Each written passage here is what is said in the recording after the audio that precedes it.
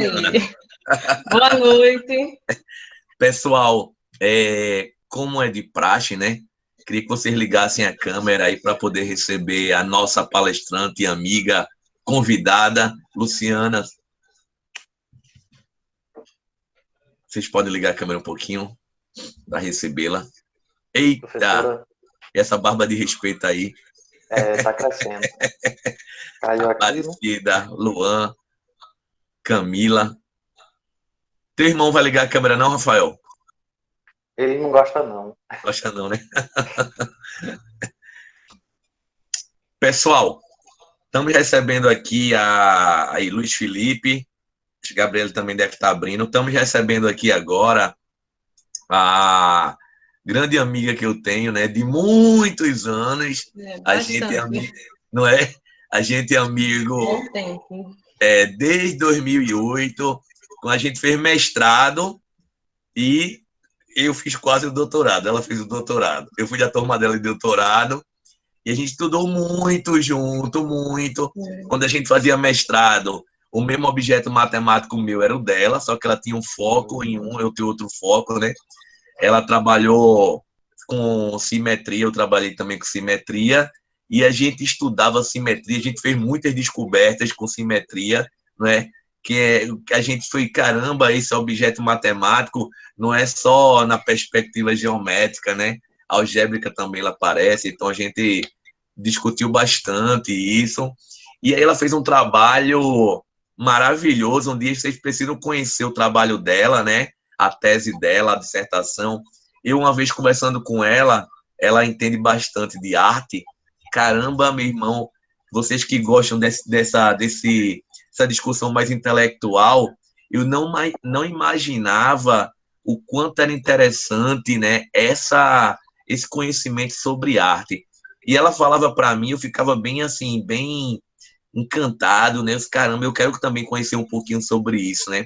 E tudo que a arte apresenta sai mudando. Parece que ela tem um domínio, parece que ela muda a direção das coisas, né, Luciana? Eu estou falando de uma forma bem ignorante, tá? Mas quando você me falava, eu entendia isso. Eu disse, olha, ela que determina o que é que vai acontecer, o que é o futuro, né? E eu ficava assim, impressionado. Aí, Luciana, ela fez um trabalho, primeiro com simetria, a tese dela, ela fez uma discussão muito boa entre arte e simetria, e essa menina aí, ela tem uma história maravilhosa, uma história, assim, tem uma coisa que eu admiro muito nela, né? Não precisa estar bajulando ninguém para poder ser vencedor. E essa menina, ela é muito séria, ela não precisa estar agradando, ela é estudiosa, ela vence com trabalho, ela vence com estudo.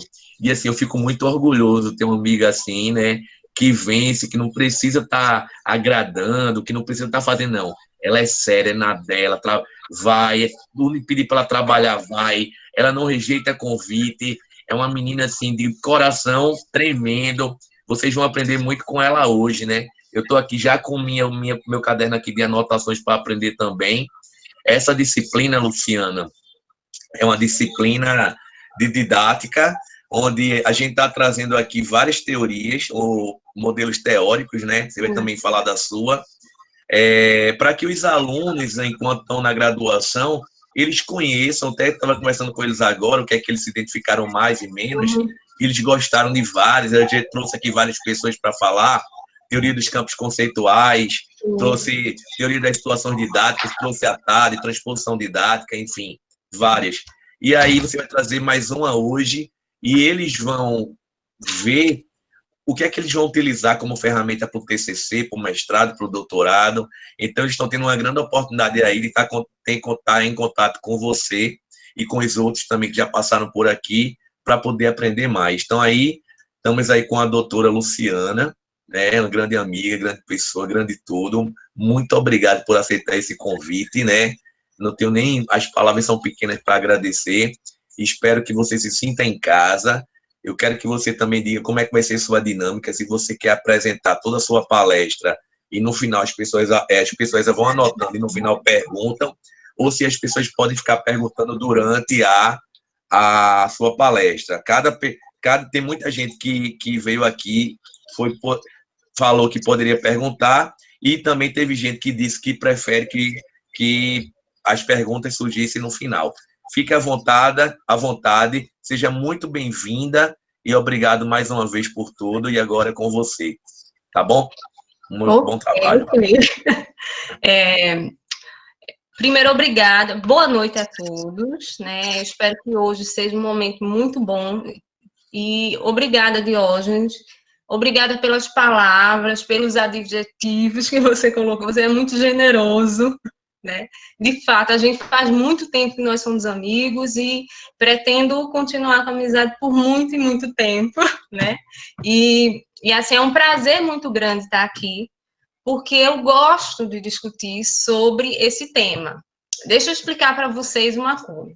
Na verdade, quando eu entrei no doutorado, eu tinha a ideia, a intenção de estudar a transposição didática, a praxeologia, e eu fui orientanda de Rosinalda Aurora Teles. E é uma excelente professora, orientadora, pesquisadora, e na época ela estava pesquisando sobre conhecimento do professor. Aí ela disse, olha, Luciana, você continua com sua história, com a simetria e com a arte, que eu acho que isso tem potencial, mas a gente vai discutir, eu estou discutindo sobre o conhecimento do professor, eu estou estudando Schumann, estou estudando Débora Bal, e você vai estudar comigo. Eu fiz, tá certo, vamos ver o que é que vai dar, né? E aí, quando eu comecei a estudar, eu disse, poxa, que coisa legal, que coisa massa. Porque quando você vai estudar esses teóricos, você começa a entender muito sobre o professor. Porque eles falam muito, eles olharam para a sala de aula, olharam para a prática do professor, para a forma como o professor se torna professor, e começaram a construir o modelo teórico deles. O que eu vou apresentar para vocês, na verdade, hoje, eu dividi em 3 blocos, vamos dizer assim. No primeiro momento, eu trago um panorama geral sobre o conhecimento do professor, sobre os saberes docentes, sobre essa temática. No segundo momento, eu vou ter um enfoque na Débora Bal, no Schumann, e discutir minuciosamente as categorias de conhecimento deles.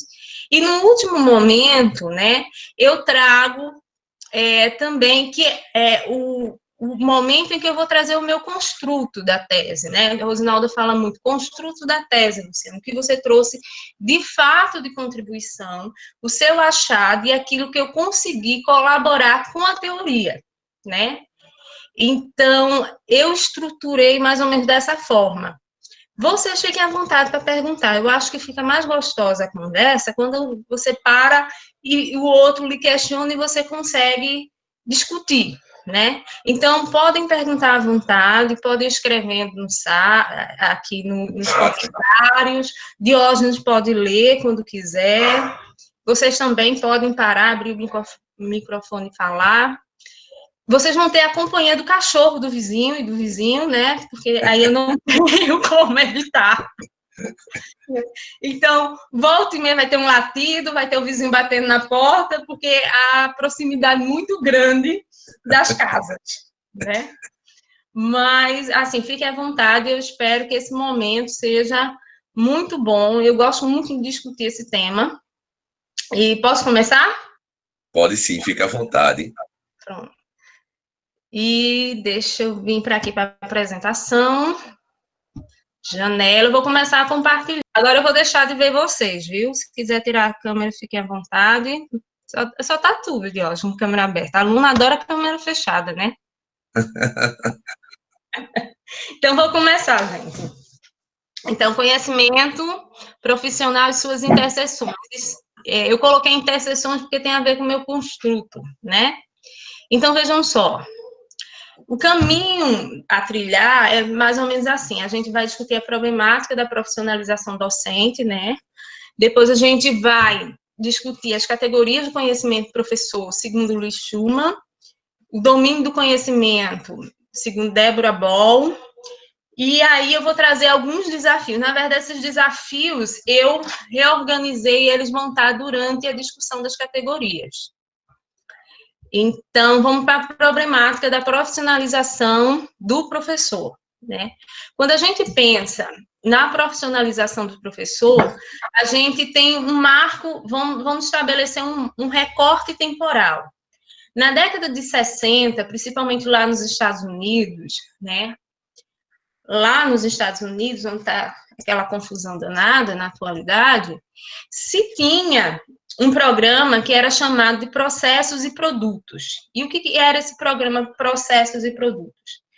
Eles organizavam, né, as formações de professores na seguinte maneira. Eles olhavam para aquele professor que tinha bons resultados nas avaliações, copiavam a prática daquele professor e faziam com que os outros executassem. Então, era uma formação muito pautada no fazer por fazer. E não tinha uma preocupação com o conhecimento que aquele professor tem, né? E aí, é nessa década de 60, 70, que o Lee Schumann, ele começa não só o Lee Schumann, mas outros professores, eles começam a discutir sobre o conhecimento docente, né? Eles vão dizer o seguinte, olha, esse professor, além de saber fazer, ele pensa, ele é um sujeito epistêmico, de conhecimento, né? E essa ideia do professor como sujeito de conhecimento advém também de outros teóricos construtivistas, socioconstrutivistas, interacionistas, como o Vygotsky, como o Piaget, né? E outros. Então, nesse período, começa uma discussão sobre o pensamento do professor e sobre como esse professor constrói esse conhecimento. E isso se dá também, por quê? Porque tinha três razões, né? Primeiro, estava acontecendo um movimento de reforma na educação básica lá nos Estados Unidos e na Europa. Isso começa no final da década de 70, início da década de 80, começa todo um processo de reformulação da educação. Uma vez que estavam se avaliando, começam os processos de avaliação que hoje nós temos as avaliações de larga escala, né? Enquanto nós começamos isso vamos dizer, de 2 décadas para cá, lá fora isso já vem feito há um bom tempo, né? Então, se fazia avaliação de larga escala, se olhava os índices e aí escolhia aqueles professores que tinham bons resultados e fazia com que os outros copiassem. Então, esse programa Processo de Produtos vai nesse sentido. Na década de 80, começam os movimentos de reforma, e esses movimentos de reforma estavam justamente questionando e buscando a qualidade da educação, né? Eles vão dizendo, é necessário uma qualidade melhor na educação, né? Eles questionavam a falta de saberes necessários para o exercício da docência, porque havia o seguinte, sim, o professor precisa saber, mas ele precisa saber o quê? O professor é um profissional, né?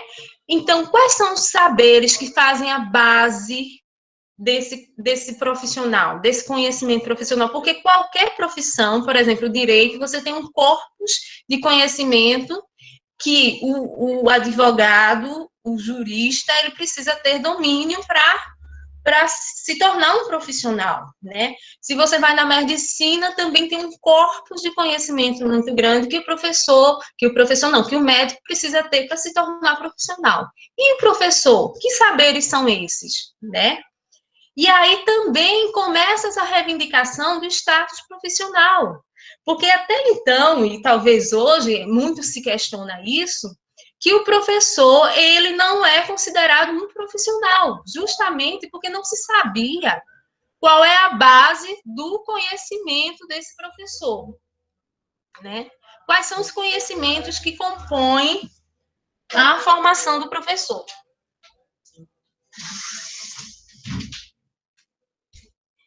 Então, diante disso, gente, desculpa, eu tive que me levantar para fechar ali. Diante disso, se começa todo um movimento de reforma. E aí, como eu disse, nos meados da década de 80, pesquisadores começam a discutir a profissionalização docente, né?